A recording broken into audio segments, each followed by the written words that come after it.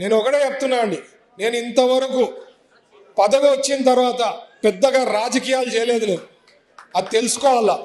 నన్ను రాజకీయాలు చేసి నన్ను గెలకాలనుకుంటే ఇంకా నా స్ట్రాటజీ ముందు ఎవడు పనికిరాడండి.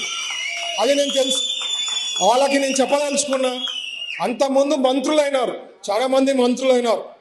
ప్రతి ఒక్క మంత్రి ప్రతి ఒక్క దాంట్లో ప్రతి నియోజకవర్గంలో ఏదో రకంగా వాళ్ళు ఇన్వాల్వ్ అయ్యి మీకు తెలియకుండా చాలా చేశారు. నేను ఆ పనులు చేస్తలే. ఏ నియోజకవర్గంలో కూడా నేను రెస్పెక్ట్ ఇచ్చి ఏ వాళ్ళకి ఎమ్మెల్యేస్ కానీ ఇన్ఛార్జెస్ కానీ ఎక్కడా కూడా వాళ్ళకి తెలియకుండా నేను గెలకడంలో.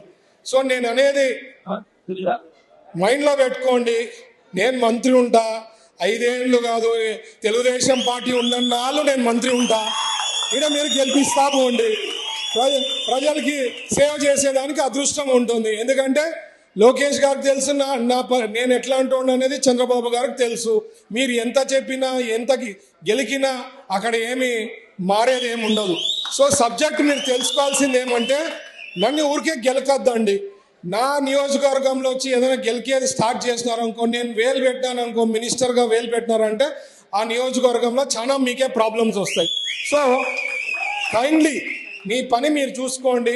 మీ నియోజకవర్గం మీకు ఇచ్చారు, ప్రజలు మీకు ఓటేసి గెలిపించారు. మిమ్మల్ని చూసుకునే బాధ్యత మీ ప్రజలు. మీకు ఎన్నో సమస్యలు ఉంటాయి, అవి సాల్వ్ చేసుకుంటూ పోండి.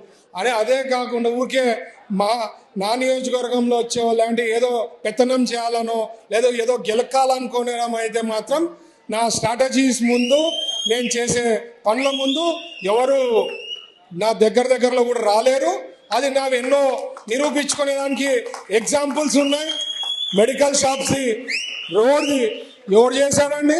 ఎవరికైనా చాతైందా? స్మూత్గా సాల్వ్ చేశామా? సో ఇట్లాంటివి ఎన్నోటి ఉన్నాయి, చెప్పుకుంటా పోతే చాలా ఉన్నాయి. సో నేను చెప్పేది ఏంటంటే, ఎవరి నియోజకవర్గంలో వాళ్ళ ప్రజలు మిమ్మల్ని ఎన్నుకున్నారు, మీ పని మీరు చూసుకుంటే మీకు బాగుంటుంది అనేదే నేను మీకు రిక్వెస్ట్ చేయడం జరుగుతుంది. ఎందుకంటే మనకి ప్రజలు ఓటేసి గెలిపించిన దానికి 5 ఏళ్లలో ఎంత చాతనైతే ఆ నియోజకవర్గం డెవలప్ చేసుకోవాలా, ప్రజలకి సేవ చేయాలా. ఇప్పుడు ఇండస్ట్రీస్ మంత్రిగా నాకు ఇచ్చిన అవకాశం వచ్చింది, ఒక గోల్డెన్ ఆపర్చునిటీ వచ్చింది. ఓరకల్ ఇండస్ట్రియల్ పార్క్లో ఎంత వీలైతే అన్ని ఇండస్ట్రీస్ రావాలి. ఎవరికి ఇండస్ట్రీస్ వస్తే ఎవరికి బాగుంటుంది? ఇక్కడ ఉండేవాళ్ళు మీ అందరికీ, మీ పిల్లలకి, మీ వాళ్ళకి ఫ్యూచర్. అవునా కదా?